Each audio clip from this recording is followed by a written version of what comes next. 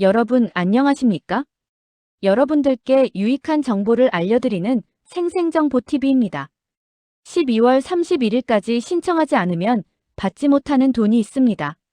생활 속에서 여러 가지 정부 복지 혜택 지원금이나 돌려받을 수 있는 돈들이 있는데요. 이러한 돈들을 기한 내에 신청을 하셔야 받을 수 있는 것들이 상당히 많습니다. 누가 직접 복지 혜택을 하나하나 알려주면서 안내장을 보내는 등 자세히 챙겨주는 공무원이나 사람들이 없습니다. 내가 직접 여러 사이트를 찾아보거나 검색해서 정보를 알아보거나 동사무소에 가셔서 직접 상담을 받아보아야 합니다.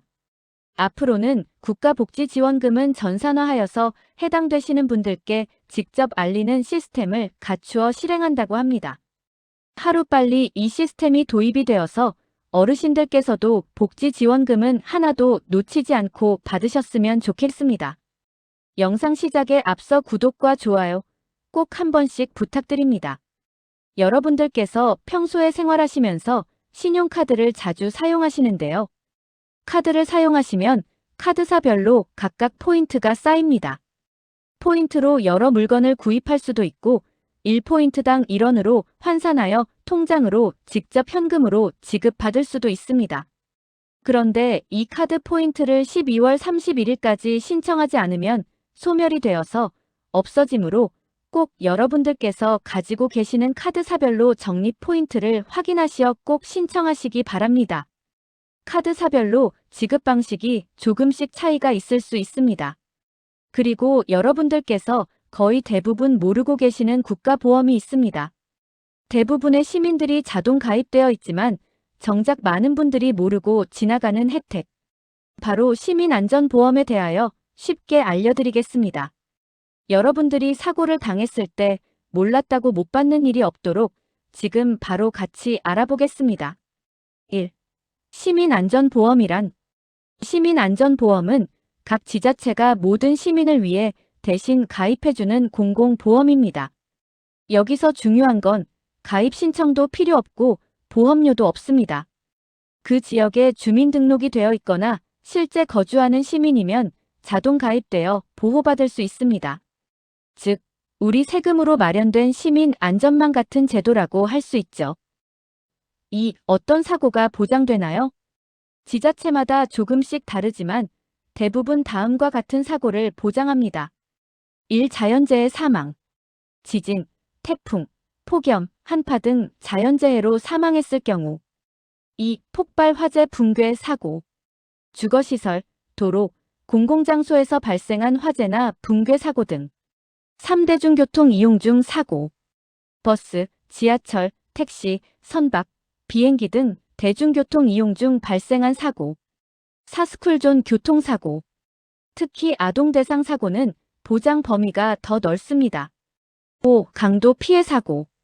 강도 사건으로 다치거나 사망한 경우. 6. 물놀이 사고 농기계 사고 등. 지역에 따라 생활 속에서 자주 발생하는 사고를 추가 보장하기도 합니다. 대부분의 항목은 사망 또는 후유장애 시 보험금이 지급되며 일부 항목은 부상 위로금 또는 치료비 형태로 지급됩니다. 3. 사고가 나면 어떻게 청구하나요? 보험 청구 절차는 매우 간단합니다. 자신이 거주하는 지자체 홈페이지에서 시민안전보험을 검색.